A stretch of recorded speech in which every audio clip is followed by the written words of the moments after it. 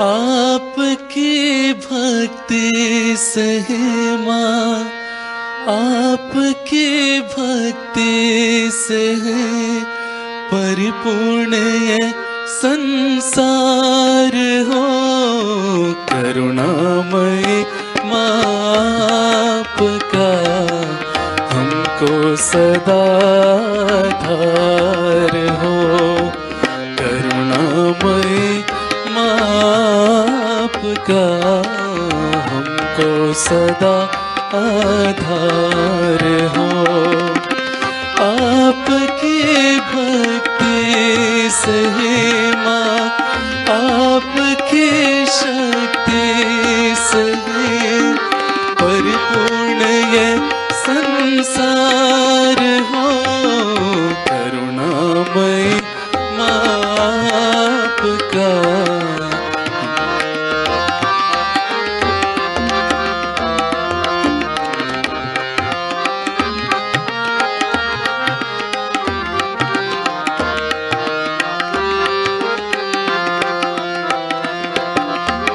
माता पिता बंधु सखा माँ ज्ञान हो, माँ प्राण हो। माता पिता और बंधु सखा माँ ज्ञान हो, माँ प्राण हो। मातमा परमात्मा, मातमा परमात्मा इस जग की पालनहार हो। करुणामय माँ आपका हमको सदा आधार हो।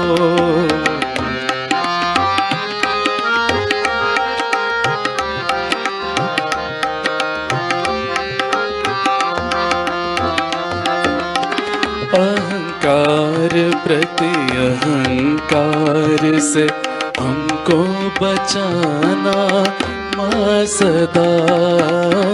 अहंकार प्रति अहंकार से हमको बचाना माँ सदा। शुद्ध और निर्मल हमारा, शुद्ध और निर्मल हमारा सर्वदा आचार हो। करुणामय माँ आपका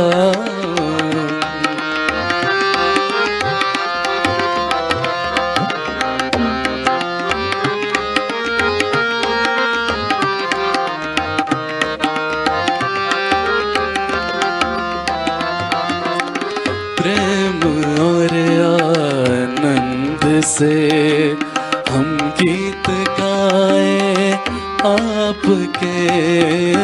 प्रेम और आनंद से हम गीत गाए आपके। हर दिल में बहता आपका, हर दिल में बहता आपका है प्रेम पारावार हो। करुणामय माँ आपका हमको सदा आधार हो।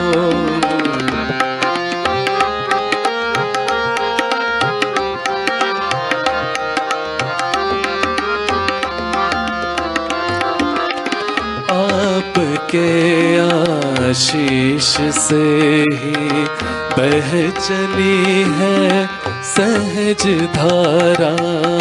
आपके आशीष से ही बह चली है सहज धारा। इस लोक से ब्रह्मलोक तक, इस लोक से ब्रह्मलोक तक आपकी जयकार हो। करुणामय माँ आपका हमको सदा आधार हो।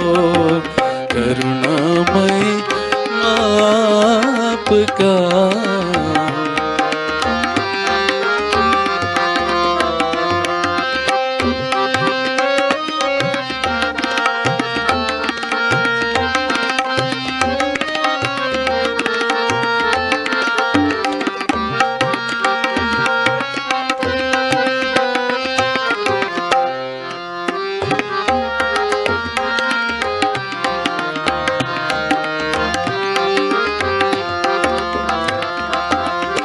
वंदना कर सुमिरन करें, पूजन करें माँ आपका। वंदना कर सुमिरन करें, पूजन करें माँ आपका। सहज ज्योति से सदा, सहज ज्योति से सदा, रोशन सहज परिवार हो। करुणामयी माँ आपका, हमको सदा आधार हो। करुणामयी माँ आपका, हमको सदा आधार हो। आपकी भक्ति से ही माँ, आपकी शक्ति से ही माँ, परिपूर्ण ये संसार हो। करुणामयी माँ आपका, हमको सदा आधार हो। करुणामयी माँ आपका, हमको सदा आधार हो। हमको सदा आधार हो। हमको सदा आधार हो।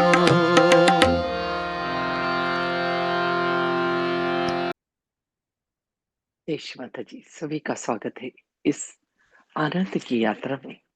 आनंद भी कौन सा, योग के माध्यम से श्री माता जी निर्मला देवी के आशीर्वाद के द्वारा योग की एक इतनी सुंदर विधि जो सहज और सरल है, जिसे हर व्यक्ति कर सकता है, जिसे करने के लिए कोई विशेष उपक्रम करने की जरूरत नहीं है। जैसे हैं वैसे ही जीवन को और सुंदर ढंग से चलाने की कला है सहज योग। संतुलित ढंग से और पूरी तरह से प्रमाणित भी। प्रमाण इस तरह से कि जब आपका योग घटित होता है, योग की यदि डेफिनेशन देखें तो इतनी सी होती है, जुड़ना। किससे जुड़ना? इस अंदर का उस बाहर वाले से जुड़ना, कनेक्ट होना। तो जब हमारा उस सर्वव्यापी शक्ति से, जो कण कण में है, अणु रेणु में है, योग घटित हो जाता है, तो उस शक्ति को हम अपने दोनों हाथों पर और सिर के ऊपर तालु भाग पर अनुभव कर सकते हैं। यह अनुभूति इतनी सुंदर है जिसका वर्णन हर धर्म में किया है।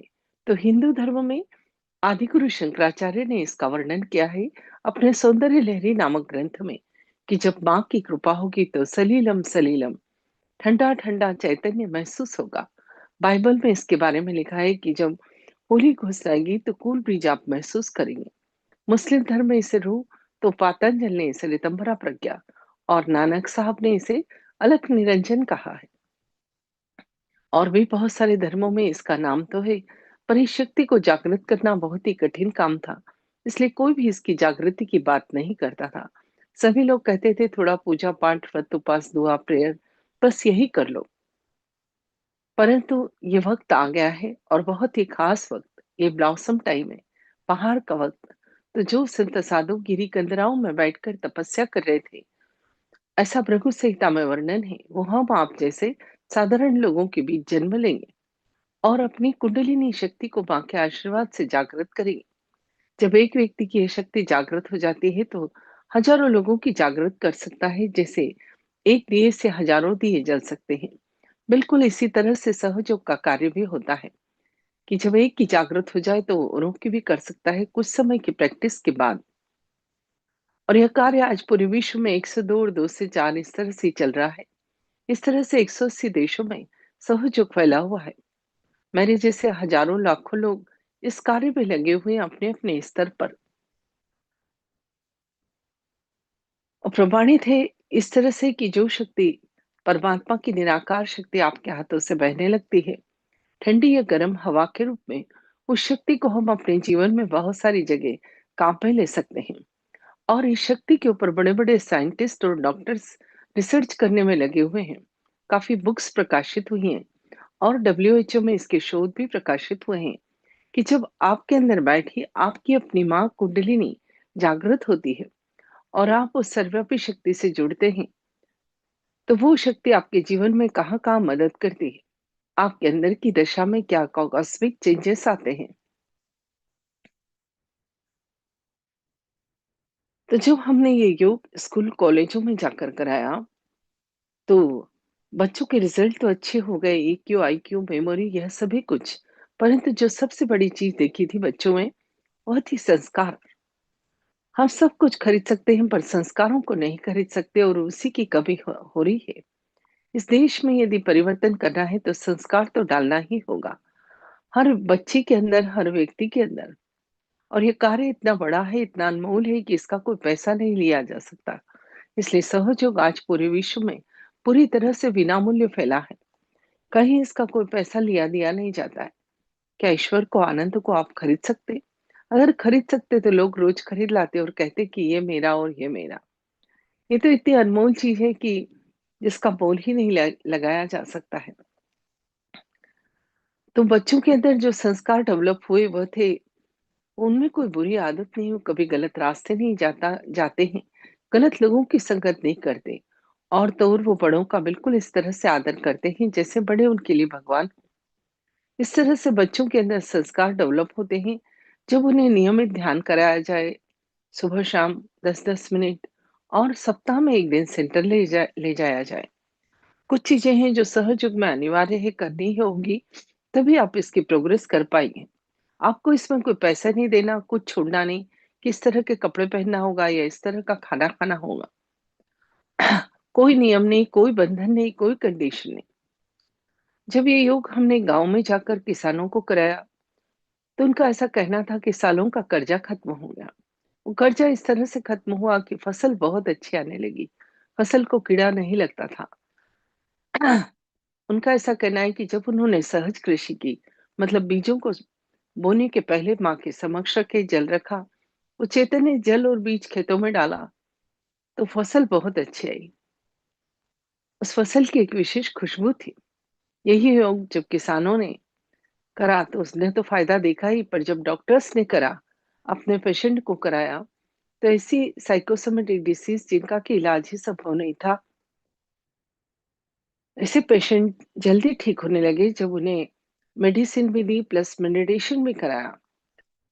इस तरह से जो जिस क्षेत्र से आया था उसने अपने क्षेत्र में इस योग का प्रयोग किया और बहुत ही सुंदर रिजल्ट आए। आजकल जिससे मिलो वही फ्रस्ट्रेशन, डिप्रेशन, तनाव, यही सब बात करता है। यह सब आता कहाँ से है और क्यों आता है, थोड़ी सी इस विषय पे चर्चा करते हैं। तो अभी आपकी स्क्रीन पर हमारे अंदर के सूक्ष्म शरीर का फोटो आ रहा है। बाहर से भले ही हम लोग दिखने में अलग अलग हैं, पर अंदर से हम सबका शरीर एक जैसा होता है। जब बच्चा माँ के गर्भ में 3 माह का होता है, तो वो परमात्मा की शक्ति सिर के ऊपर तालु भाग से हमारे अंदर प्रवेश करती है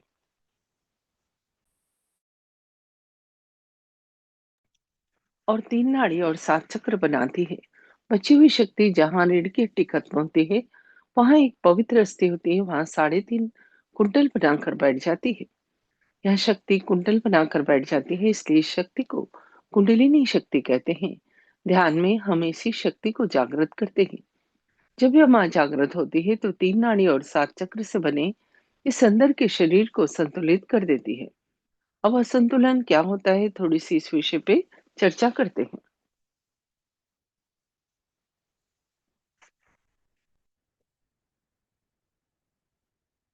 इस कुंडलिनी शक्ति को प्योर एनर्जी भी कहते हैं।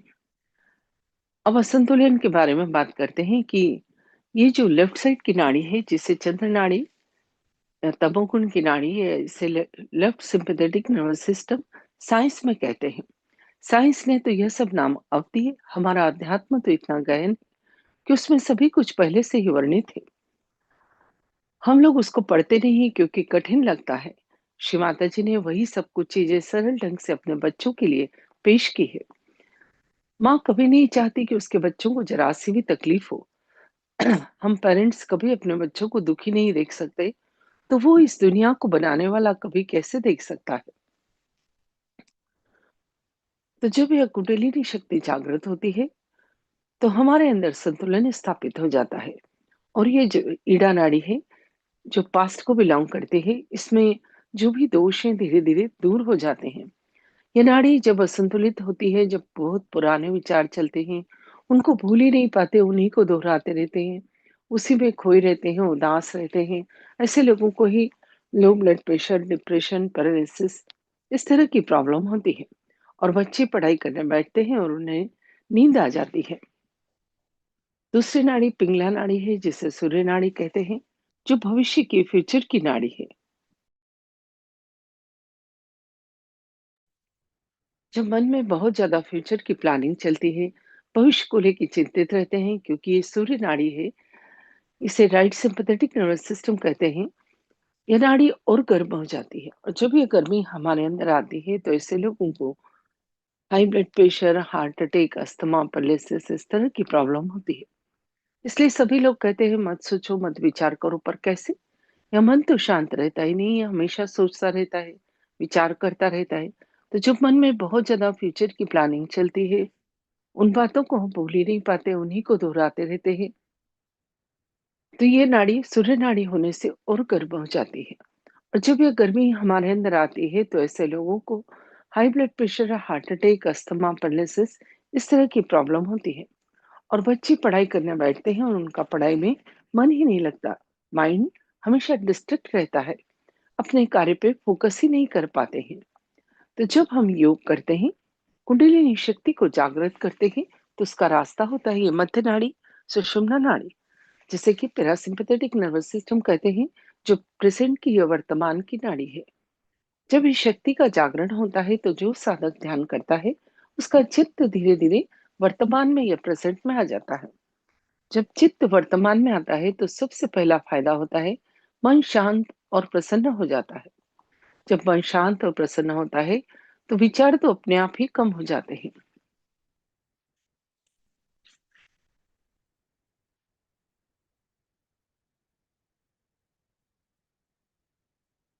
बच्चे अपने कार्य पे फोकस कर पाते हैं, इसलिए उनके रिजल्ट बहुत अच्छे आते हैं। उन्हें उन्हें हर कार्य में सफलता प्राप्त होती है। और हमारा मन प्रेजेंट में रहने से प्रसन्न रहता है। प्रसन्न रहते हैं, तो आधी से ज्यादा बीमारियां तो आप ही चली जाती हैं। और जब मन प्रसन्न रहता है, हम उदास नहीं रहते हैं, तो हमारे आसपास पॉजिटिव एनर्जी रहती है। हमारी आर्थिक, सामाजिक, भौतिक, स्वास्थ्य संबंधी सभी तरह की दशाओं में भी धीरे धीरे सुधार आ जाता है। अब बात करते हैं चक्रों की। ये फूल जैसे जो देख रहे हैं आप, ये शक्ति के केंद्र हैं हमारे अंदर। ये चक्र असली में नाड़ियों के गुच्छे हैं, जो शरीर के अलग अलग ऑर्गन्स को कंट्रोल करते हैं।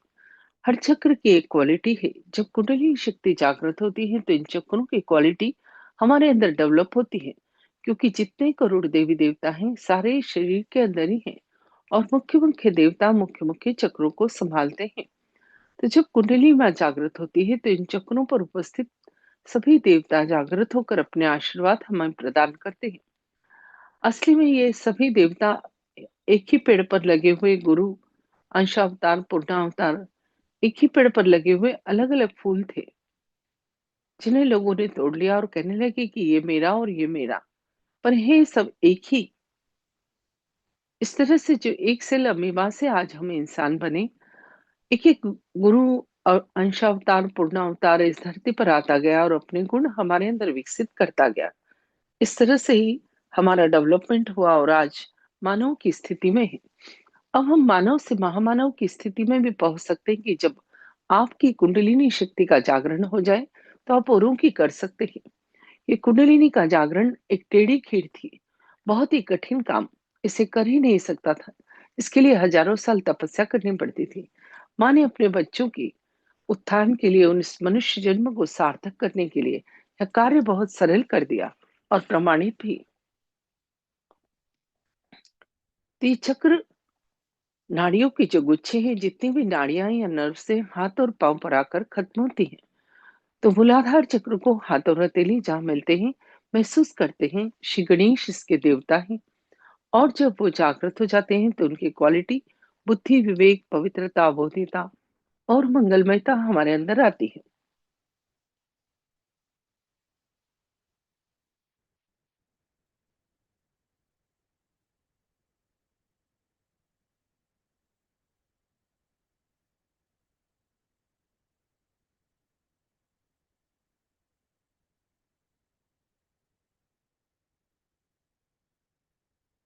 साथ ही ये चक्र यौन संबंधी और मलमूत्र विसर्जन संबंधी ऑर्गन्स को कंट्रोल करता है। हाँ, तो उनसे रिलेटेड कोई बीमारी, जैसे पाइल्स का प्रॉब्लम, प्रोस्टेट का प्रॉब्लम, उसमें भी सुधार आता है। सहयोग का एक ही नया आविष्कार है कि खुद को जानना, खुद को पहचानना। वो कैसे कि जब यह कुंडलिनी माँ जागृत होती है तो हर चक्र को नरिश करती है, उसे खोलती है, उसके गुणों को हमारे अंदर जागृत करती है, और उनमें कोई दोष है तो वहां रुककर कार्य करती है। जब माँ को वहां रुककर कार्य करना पड़ता है उस चक्र के स्थान पर, तो उस चक्र की जो नाड़ियां हैं या नर्व्स हैं, जो हाथ और पांव पर खत्म होती है, वहां पर अनप्लेजेंट फीलिंग, मतलब झंझनाहट या गर्माहट होती है। और जब चक्र शुद्ध हो जाता है तो ठंडा चैतन्य उस स्थान से बहने लगता है। यही नहीं, कोई बाहर गांव में भी आपका कोई बैठा है और उसके चक्र नाड़ियों की स्थिति भी आप यदि जानना चाहें तो अपने हाथों में जान सकते हैं। और वो यदि इस योग से जुड़ा है तो उसकी आप मदद भी कर सकते हैं इस उत्थान के मार्ग पर। सेकंड नंबर पर आता है स्वादिष्ठान चक्र, जिसे दोनों हाथ के अंगूठे पर जान सकते हैं। श्री ब्रह्मदेव सरस्वती इसे संभालते हैं। और इस चक्र के जागृत होने पर उनके गुण, जैसे उन्होंने इस दुनिया की सृजन किया है, शुद्ध ज्ञान, ये सब गुण हमारे अंदर धीरे धीरे जागृत होते हैं। बच्चों को यदि आप मेडिटेशन कराते हैं तो स्वादिष्ठान चक्र जागृत होने पर उनकी कलात्मक प्रवृत्तियां बहुत ही सुंदर हो जाती हैं। उनकी ड्राइंग, पेंटिंग, गाना गाना, हर काम में सुंदरता आती है। साथ ही लिवर, किडनी, पेंक्रियास में कोई प्रॉब्लम है, धीरे धीरे वह भी ठीक होती है। थर्ड नंबर पर नाभि चक्र, जिसे दोनों हाथ की सबसे बड़ी उंगली पर जान सकते हैं, जो संतोष और समाधान का है। इस चक्र के जागृत होने पर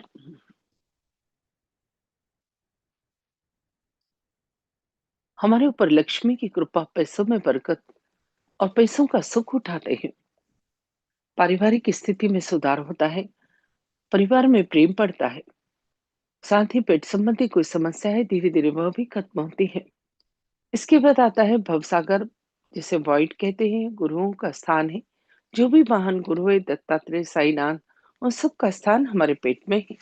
जब यह गुरु तत्व जागृत होता है तो हम अपनी बात को किसी को भी बहुत अच्छे से समझा सकते हैं। इसलिए बच्चों को जब आप मेडिटेशन कराते हैं तो बच्चे ग्रुप डिस्कशन, इंटरव्यू, वाइवा, भाषण प्रतियोगिता सभी दौर अव्वल आते हैं और पूरे कॉन्फिडेंस से अपनी बात व्यक्त करते हैं। जब जाने अनजाने में हम गलत गुरुओं के चक्कर में पड़ जाते हैं तब भी पेट संबंधी समस्या हमको सदैव बनी रहती है। इसके लिए एक शुभिटिंग की प्रक्रिया है जो आप कर सकते हैं, पर देख कर समझ कर करें।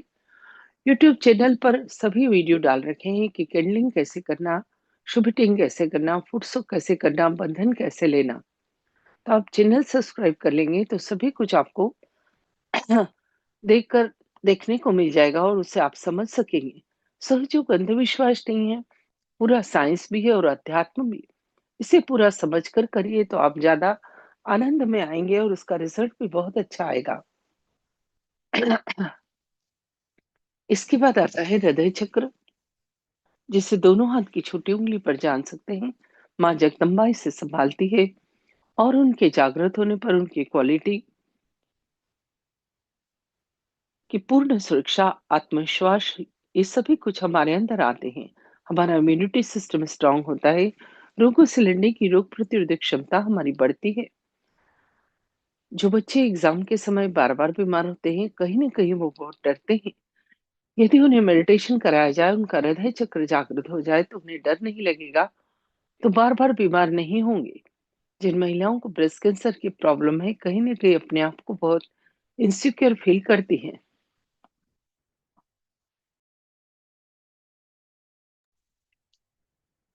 इसके बाद आता है विशुद्धि चक्र। आज इस चक्र पर ही विस्तार से बात करेंगे। रोज हम कोशिश करते हैं एक चक्र पर विस्तार से बात करने की और बाकी सभी चक्रों पर शॉर्ट में, ताकि नए और पुराने आने वाले लोग इस चीज को समझ सके। ये विशुद्धि चक्र 16 पंखुड़ियों का बना है और श्री राधा कृष्ण इसे संभालते हैं।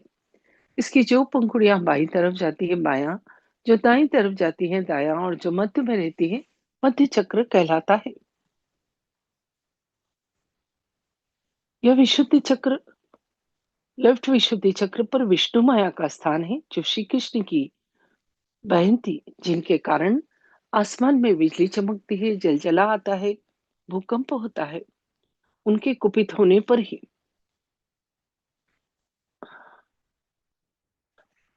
जब व्यक्ति की दृष्टि में अपवित्रता रहती है,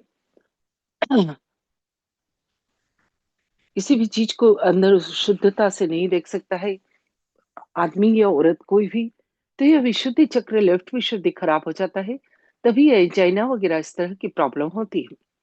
ये आपकी स्क्रीन पर विशुद्धि चक्र का पूरा फोटो दिखाया गया है। इसकी 16 पंखुड़ियां, सिर पर इसकी स्थिति, हाथों पर स्थिति, पाँव में स्थिति और ये गर्दन के पीछे इसकी स्थिति।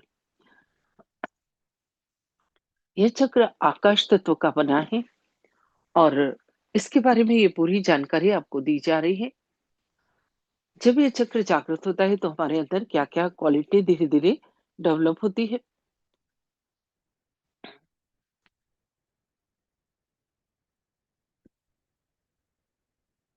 अब आते हैं हम राइट विशुद्धि चक्र पर। इसका स्थान राइट साइड में होता है।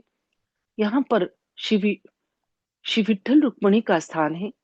जब श्री कृष्ण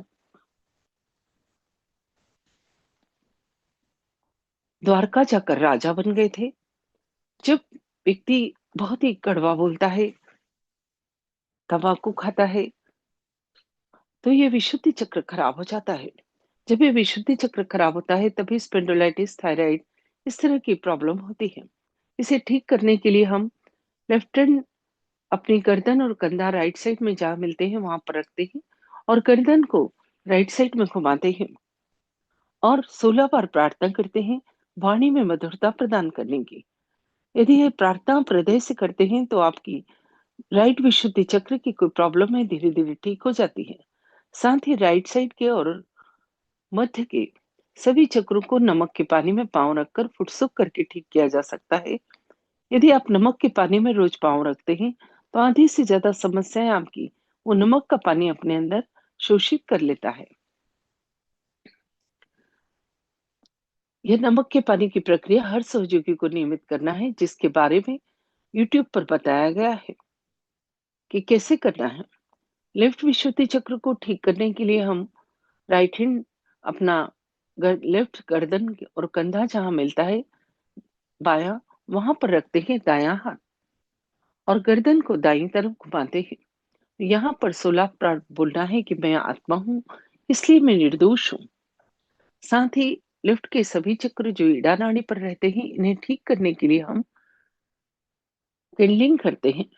एक मोमबत्ती जलाइए लेफ्ट साइड में और उस पर अपना हाथ रखिए। कैसे करना है पहले सीख कर फिर करिए, तो आपके लेफ्ट साइड के सभी चक्रों जो ईड़ा नाड़ी पर रहते हैं, चंद्र नाड़ी पर होते हैं और ठंडे होने से खराब हो जाते हैं। जब इस नाड़ी में दोष आता है तो इसे गर्मी देकर ठीक किया जाता है।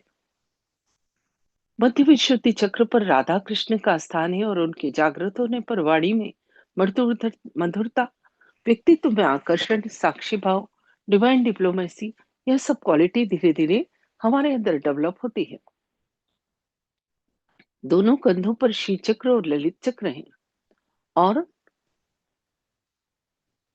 दोनों भुवों के मध्य हंसा चक्र है। जब हम कंधों को एक्सपोज करते हैं, खुला रखते हैं, विशेषकर स्त्रियां, तो तभी एक कंधे में प्रॉब्लम, गर्दन में प्रॉब्लम, यह सारी प्रॉब्लम होती है। बड़ा ही महत्वपूर्ण स्थान है इन चक्रों का हमारे जीवन में। इसलिए कहा जाता है कि कंधों को ढककर रखा जाए। दोनों भुवों के मध्य जो हंसा चक्र है वो सत्सद विवेक का है। जब उम्र से ज्यादा आपको काम करना पड़ जाए, आपके ऊपर ज़िम्मेदारी आ जाए, तो ये हंसा चक्र खराब होने से ही साइनस वगैरह इस तरह की प्रॉब्लम होती है। और जब ये चक्र ठीक हो जाता है, तो आपके अंदर सत-सत विवेक आ जाता है, निर्क्षीर विवेक। जैसे कि हंस दूध और पानी को अलग कर देता है, वही क्वालिटी हमारे अंदर धीरे-धीरे डेवलप हो जाती है। इस तरह से आज हमने विशुद्धि चक्र के बारे में जाना। अब कल हम आज्ञा चक्र के विषय में थोड़ी-सी जानकारी लेंगे। इस विशुद्धि चक्र को ठीक करने के कुछ और उपाय श्री माता जी ने बताए हैं कि आप मक्खन को दूध या गर्म पानी में डालकर रोज रात को पिएं कुछ दिनों तक, जब तक आपको इस चक्र में दोष आ रहा है। दोष है तो अंगूठे के पास वाली उंगली पर आपको झंझनाहट या गर्माहट होगी। साथ ही आप अपने हाथ और कलाई जहां मिलते हैं थोड़ी मालिश करिए। हाथों में रोज ऑयल या क्रीम की मसाज कर कर सोइए।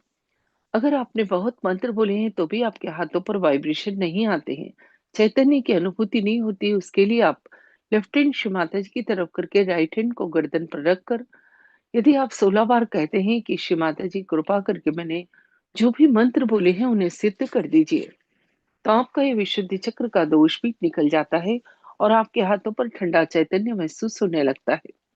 जिनके विशुद्धि चक्र में खराबी है वो वाइब्रेशन से चैतन्य को अनुभव नहीं कर पाते हैं। आज्ञा चक्र का स्थान हमारे कपाल पर होता है। कल इस चक्र पर ही विस्तार से बात करेंगे। इस चक्र की क्वालिटी है क्षमा करना, जो बहुत ही कठिन गुण था। बड़े बड़े ऋषि मुनि भी अपने अंदर यह गुण नहीं ला पाए, क्योंकि लेफ्ट नाड़ी राइट में और राइट नाड़ी लेफ्ट में जाकर यहाँ पर आकर इस चक्र को ब्लॉक कर देती है। और यह अहंकार और प्रत्यहंकार के ईगो और सुपर ईगो के दो बैलेंस बन जाते हैं, जो कुंडलिनी माँ के मार्ग को अवरुद्ध कर देते हैं। परंतु जब हम ध्यान करते हैं माँ के आशीर्वाद से हमारे अंदर क्षमा की शक्ति आती है, तो यह आज्ञा चक्र खुल जाता है और यह कुंडलिनी माँ इस आज्ञा चक्र से ऊपर उठकर सहस्त्रार चक्र का भेदन कर, जो सिर के ऊपर तालु भाग पर है, उस सर्वव्यापी शक्ति से हमारा योग करा देती है, जो ये सारा संसार चलाती है।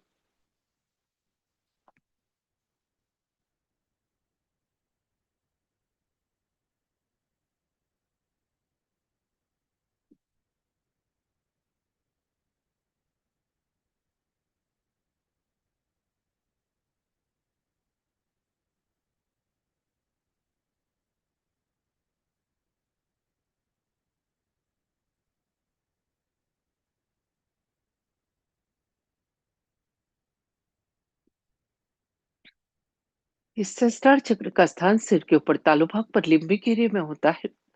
यहाँ पर एक ब्रह्मरंध्र होता है। कुंडलिनी माँ उसको छेद कर ही हमारा योग करा देती है।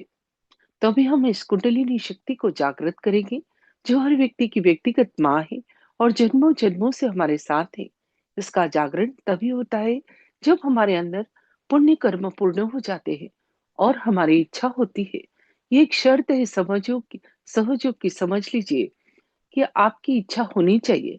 यदि मन में कोई शंका है, संदेह है, तो इस शक्ति का जागरण नहीं होगा, क्योंकि वो आपके अंदर विराजमान है और उसे सब पता है आप क्या चाहते हैं।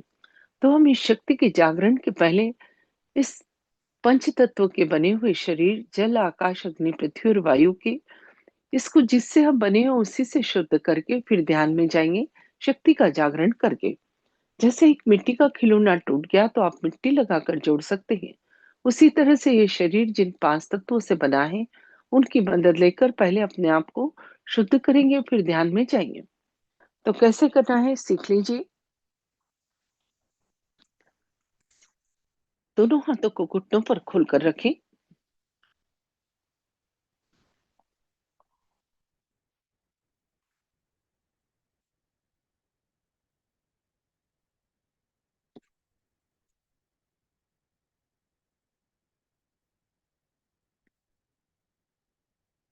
सबसे पहले सीधा हाथ या राइट हैंड धरती मां पर रखें, हथेली को चिपका कर।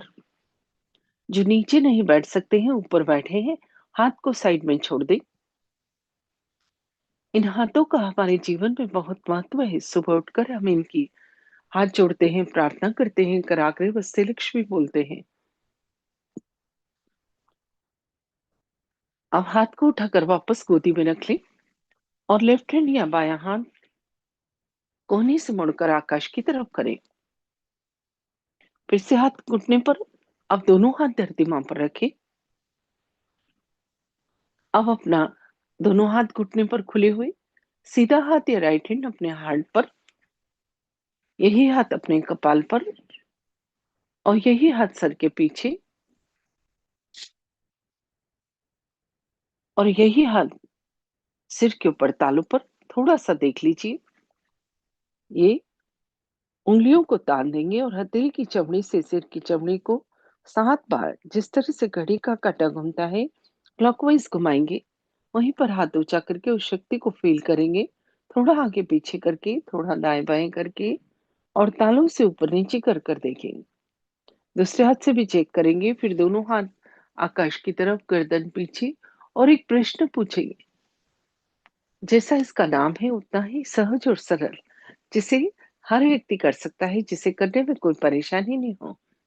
तो अभी आपकी स्क्रीन पर श्री माता जी का फोटो आ रहा है। वो फोटो बहुत खास है। उस फोटो से निकलने वाली चैतन्य की किरणें ही हमारी कुंडलिनी शक्ति के जागरण में हमारी मदद करती है।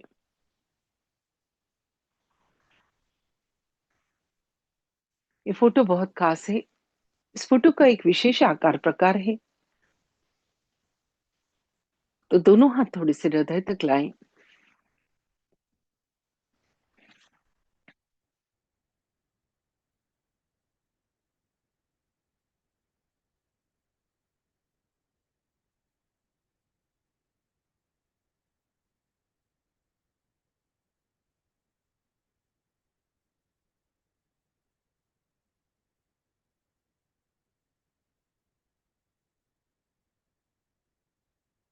और प्रार्थना करें।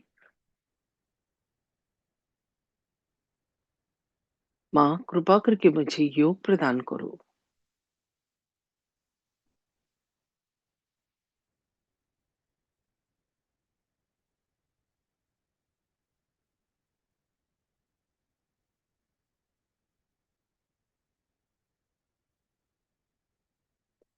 धीरे धीरे आंखें बंद, पीठ सीधी और दोनों हाथ घुटने पर खुले हुए, चित्त पूरा शांत।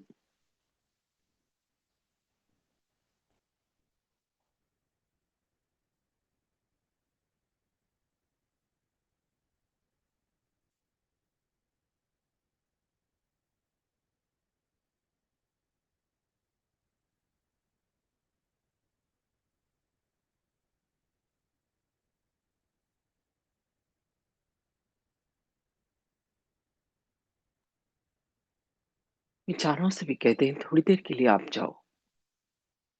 ये बहुत ही विशेष समय है, अपनी ही प्रार्थना से अपनी ही शक्ति का जागरण।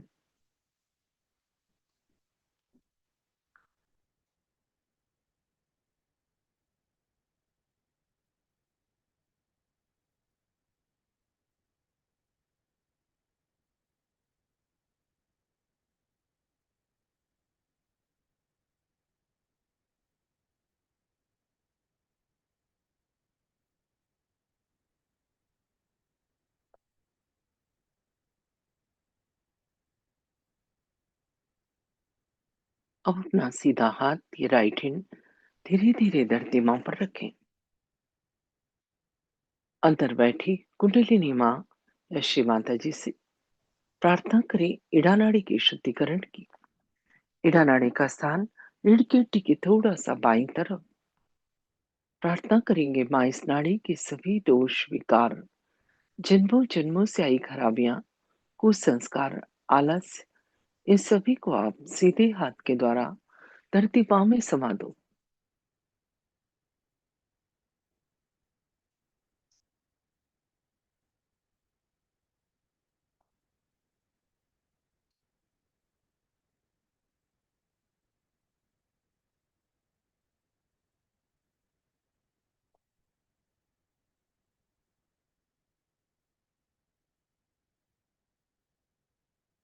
आपको अनुभव हो सकता है कि राइट हैंड से कुछ निकलकर धरती में जा रहा है और लेफ्ट हैंड पर कुछ फील हो रहा है।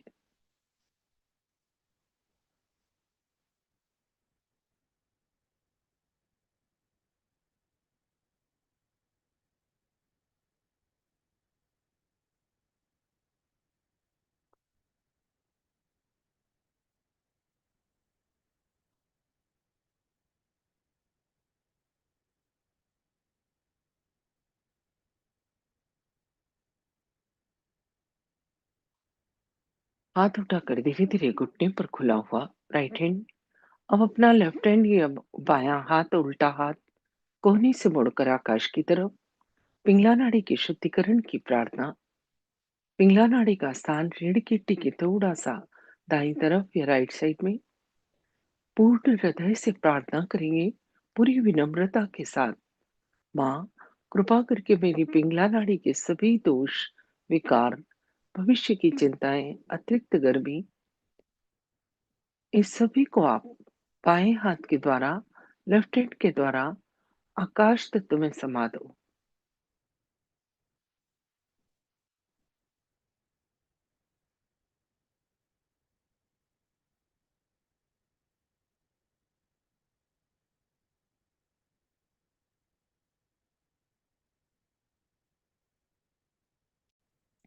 हाथ धीरे धीरे वापस घुटने पर, अभी अपने दोनों हाथ धरती माँ पर। धरती माँ को प्रणाम और प्रार्थना।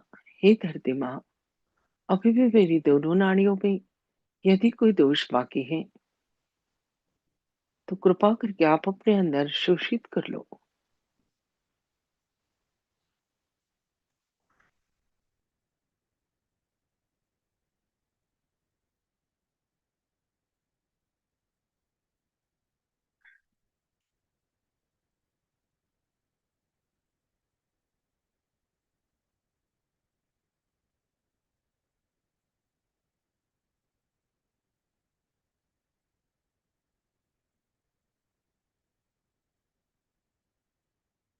चित्त को मध्य नाड़ी सुषुम्ना नाड़ी पर लाएं, उसका स्थान रीढ़ की हड्डी के मध्य में।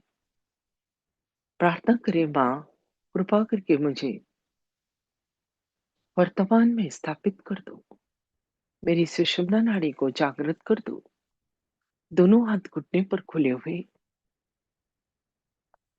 अब अपना सीधा हाथ या राइट हैंड अपने हृदय पर, आत्मा के स्थान पर थोड़ा दबाओ और पूर्ण हृदय से प्रार्थना। माँ, मैं शुद्ध आत्मा हूँ।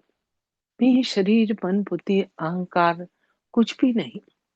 मैं सिर्फ आत्मा हूँ, और जब मैं आत्मा हूँ तो मैं निर्दोष भी हूँ। आत्मा में कोई दोष नहीं होता। पूर्ण विश्वास के साथ कहें, माँ, मैं शुद्ध आत्मा हूँ।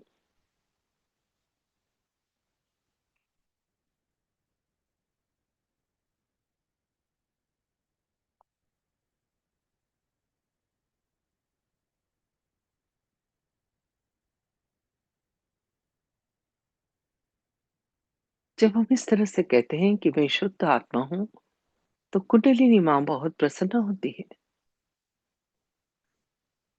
और जागृत होने के लिए तत्पर होती है। अब इसी हाथ को उठाकर अपने कपाल पर रखें, जहां बिंदी लगाते हैं।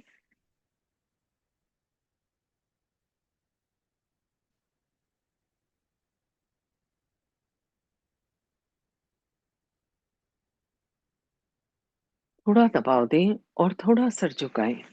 यहाँ पर कहें, माँ, आज मैंने सबको क्षमा किया और अपने आप को भी क्षमा किया। किसी व्यक्ति का नाम न ले, एक साथ सबको क्षमा करें और खुद को भी क्षमा करें। जब हम क्षमा करते हैं तो वो परमात्मा देखता है जिसने भी हमें तकलीफ दी है उसको।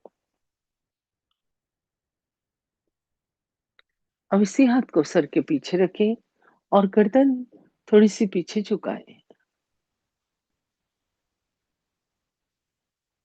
यहाँ पर कहें, बात जाने अनजाने में उस परमात्मा की शान के खिलाफ यदि मुझसे कोई कार्य हुआ है तो क्षमा करो।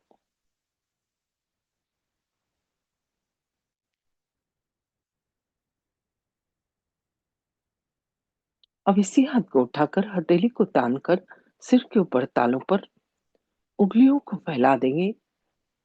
अब हाथ को बिना उठाए हथेली की चमड़ी से सिर की चमड़ी को बिल्कुल धीरे धीरे 7 बार घुमाएंगे, क्लॉकवाइज डायरेक्शन में, जिस तरह से घड़ी का काटा घूमता है। और यहाँ पर पूर्ण हृदय से मांगेंगे, माँ, कृपा करके मुझे आत्म साक्षात कर दो, सेल्फ रियलाइजेशन दो। उस सर्वव्यापी शक्ति से जो ये सारा संसार चलाती है, मेरा योग करा लो। उस शक्ति की अनुभूति दो। हाथ को माना बंद, धीरे-धीरे हाथ वापस घुटने पर खुले हुए।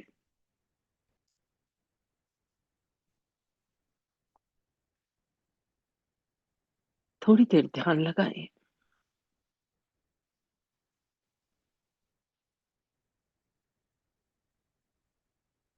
चित्त को तालू पर ही रखें। पूरा अटेंशन सिर के ऊपर तालू पर। आंखें बंद, पीठ सीधी, दोनों हाथ घुटने पर खुले हुए। विचारों को सिर्फ देखें और उन्हें माफ करते जाएं। धीरे धीरे तो विचारों में अंतर पड़ जाएगा और वो अंतर की क्षण में ही हमारा योग घटित होगा।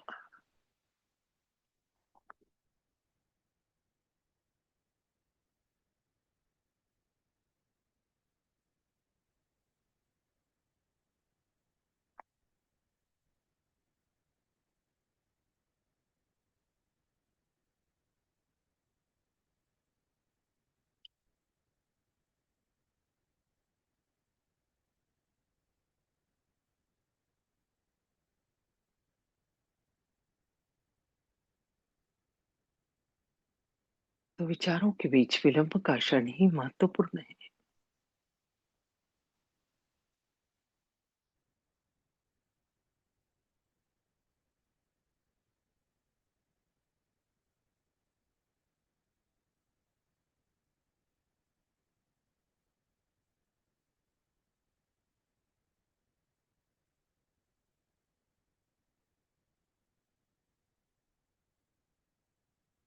आंखें बंद ही रखें और अपना अटेंशन दोनों हाथ की हथेली और उंगलियों की टिप्स पर लाएं। खाली अनुभव करें, क्या महसूस हो रहा है। आंखें बंद ही रखना है।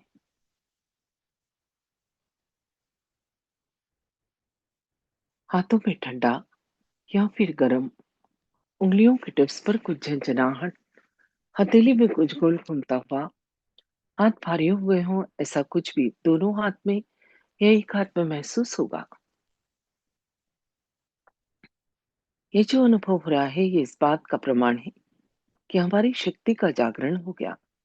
हमारा योग घटित हो गया उस परमात्मा की निराकार शक्ति से, जिसका अनुभव ठंडी या गर्म हवा के रूप में दोनों हाथ की हथेली और सिर के ऊपर तालू भाग पर हो रहा है।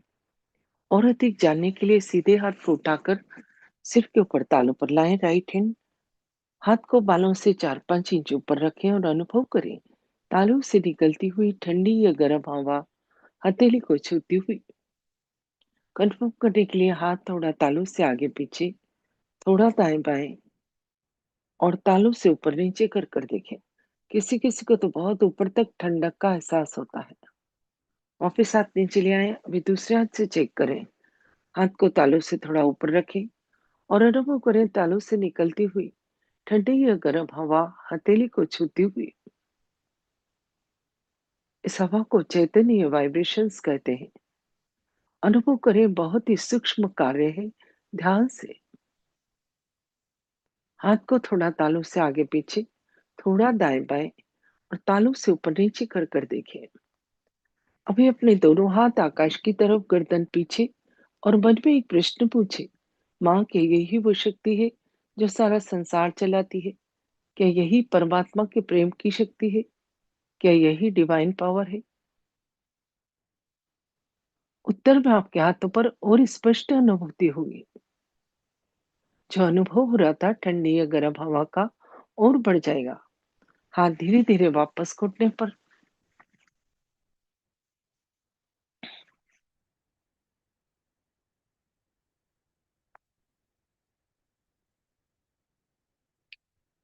थोड़ी देर शांत बैठे, अपने अंदर देखें समय की स्थिति को। क्या मन शांत है, प्रसन्न है, विचार कम है? यदि इसका उत्तर हाँ है तो दोनों हाथ जोड़ लें। अंदर बैठी कुंडलिनी माँ और श्री माता जी को धन्यवाद स्वरूप प्रणाम करें। धीरे धीरे आंखें खोलें और अपने दोनों हाथ भी खोल लें। जय श्री माता जी। जिन्होंने भी आज पहली बार ज्वाइन किया या कुछ ही दिनों से आ रहे हैं, सभी से मेरी रिक्वेस्ट है, लगातार इस सेशन को तब तक अटेंड करें जब तक चक्रों और नाड़ियों का ज्ञान और चैतन्य की अनुभूति नहीं हो जाती। उसके बाद आप हमारे गहन ध्यान का सेशन अटेंड कर सकते हैं, जिसकी जानकारी अभी आपको दी जाएगी। जय श्री माता जी। जय श्री माता जी सभी को। जो भी साधक आज पहली बार जुड़े हैं, आपसे विनती है कि कुछ दिन इस सेशन को आप ज़रूर देखें। धीरे धीरे सभी चक्रों और नाड़ियों की जानकारी आपको मिलेगी और इसी के साथ आपकी अनुभूति भी बढ़ेगी। नए साधकों के लिए आत्म साक्षात्कार के कार्यक्रम रोज़ दिन में 3 बार इसी यूट्यूब चैनल पर लाइव रहते हैं। पहला कार्यक्रम सुबह 8 बजे, दूसरा दोपहर 4:15 और तीसरा रात 7:45 बजे। अपनी सुविधा अनुसार आप कोई सा भी कार्यक्रम अटेंड कर सकते हैं। सुबह 8 बजे और दोपहर 4:15 बजे के कार्यक्रम के बाद, ध्यान के बाद, आप अपने प्रश्न भी हमसे यूट्यूब पर लाइव चैट में पूछ सकते हैं या जूम मीटिंग ज्वाइन करके डायरेक्ट बात भी कर सकते हैं। आप चैनल सब्सक्राइब कर लेंगे तो रोज़ होने वाले कार्यक्रम की लिंक आपको ईजिली मिलती रहेगी। इसी के साथ इस चैनल पर हमने बहुत से ट्यूटोरियल वीडियोस, वर्कशॉप के वीडियोस, चक्रों और नाड़ियों की जानकारी के वीडियोस भी अपलोड किए हैं, जिन्हें देखकर आप सहजयोग की पूरी जानकारी ले सकते हैं। जिन साधकों को कुछ समय हो गया है, आप चाहें तो रोज़ 5:30 बजे गहन ध्यान का कार्यक्रम भी इसी यूट्यूब चैनल पे होता है, उसे भी अटेंड कर सकते हैं। सभी साधकों से विनती है, सुबह शाम 5 से 10 मिनट ध्यान ज़रूर करें। रोज़ फुट सोकिंग करें, श्री माता जी के प्रवचन सुने और सप्ताह में कम से कम एक बार सामूहिक ध्यान के लिए आप अपने अपने शहर या गांव के सेंटर पर ज़रूर जाएं। सेंटर कहाँ और कितने बजे लगता है, इसकी जानकारी आप ऑनलाइन देख सकते हैं या हमसे भी पूछ सकते हैं।